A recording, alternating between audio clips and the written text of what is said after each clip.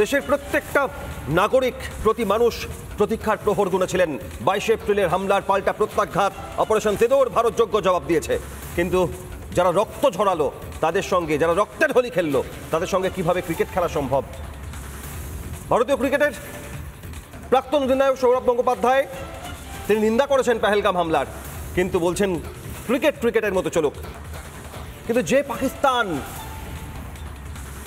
মদত দিয়ে জঙ্গিদের, ভারতীয়দের ওপর এই হামলায় তাদের প্রাণ গেল, সেই পাকিস্তানের সঙ্গে কিভাবে ক্রিকেট খেলা সম্ভব? বিজেপি নেতা সজল ঘোষের কি প্রতিক্রিয়া দেখুন।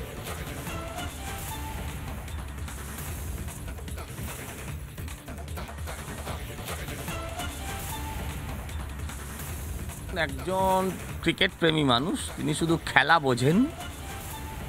মানুষের জীবনের দামও আমাদের কাছে মূল্যবান। আমরা পাকিস্তানের সঙ্গে যে কোনো সম্পর্কের বিরোধী। যখন চাইছেন তখন খেলা হোক, ওনাকে দলের ম্যানেজার করে পাঠানো হোক এবং সেই খেলাটা সেই জায়গাগুলোতে হোক যেখানে আমাদের ব্রাহ্মস মিসাইলগুলো পড়েছে, সেই সমস্ত শহরগুলোতে হোক এবং সেখানকার ম্যানেজার হিসেবে আমাদের বাংলার দাদাকে পাঠানো। পাকিস্তানের সঙ্গে কোনো রকম সম্পর্কের আমরা পক্ষপাতী নয়।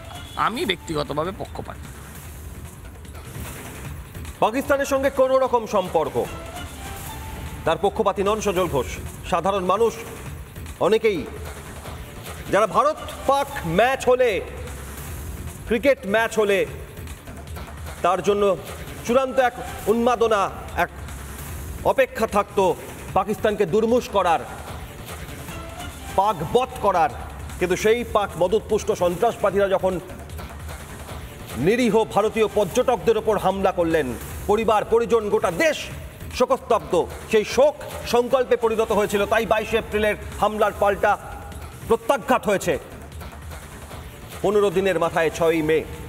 কিন্তু পাকিস্তান যে কাজ করেছে, সেই পাকিস্তানের সঙ্গে ক্রিকেট খেলা সম্ভব ভারতের?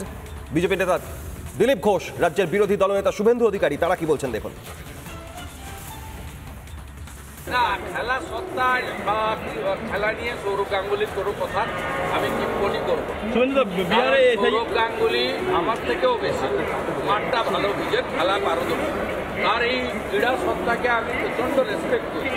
কিন্তু সৌরভ গাঙ্গুলি আজকে বাঙালি নিয়ে যেটা বলেছেন, এটাকে আমি ভালোভাবে নিয়েও বলবো। এই সৌরভ গাঙ্গুলি কিন্তু হরগোবিন্দ দাস, চন্দন দাস যখন খুন হয়েছিল বাঙালি দুজন, তাকে আমি মিডিয়ার সামনে দেখি, তাকে দেখিনি 26,000 চাকরি যখন বাঙালির চলে গেল সেদিন বলছি, সৌরভ বাবু এক চোখে দেখবেন না, ব্যবসা করছেন করুন মমতার আশীর্বাদে, দুটো চোখ খোলা রাখুন। নিশ্চয়ই খেলাধুলা তো বন্ধ হওয়া উচিত নয়, সে ক্রিকেট হোক অন্য কিছু হোক, কিন্তু তার মধ্যে যদি রাজনীতি এসে যায়, যে দেশ সবসময় আমাদের বিরোধিতা করছে, সেই দেশের সঙ্গে খেলার আগে আমাদের দুবার ভাবার দরকার আছে। কারণ কি প্রত্যেকবার এরকম পাকিস্তান করে, ভারত বয়কট করে, আবার আমাদের লোকেরা অনেকে বললেন যে এটা মেনে নেওয়া উচিত, আবার আমরা শুরু করি, কিন্তু তার রেজাল্ট ভালো কিছু পাওয়া যায়। এর সঙ্গে দেশের লোকের সেন্টিমেন্ট যুক্ত, কারণ ক্রিকেটটা ভারতের জাতীয় গেমের চেয়েও বেশি পপুলার। তো এই জন্য সাধারণ মানুষ কীভাবে নিচ্ছেন সেটা ভেবেচিন্তে এগোনো উচিত। আর এ প্রসঙ্গে গবেষক মৌমিতা চক্রবর্তী, রাষ্ট্রবাদী সংগঠনের সদস্য রিয়া মুখার্জি, তাঁরা কি বলছেন দেখুন। আমি জানতে চাই দাদা, আপনি এত ক্যাজুয়াল কেন? আপনি আজকে বাংলার গর্ব, একজন ভারতীয় ক্রিকেটার হিসাবে আপনি একজন প্রতিষ্ঠিত, সেখানে আপনার মুখ থেকে এরকম ধরনের এত ক্যাজুয়াল স্টেটমেন্ট কি করে আসে?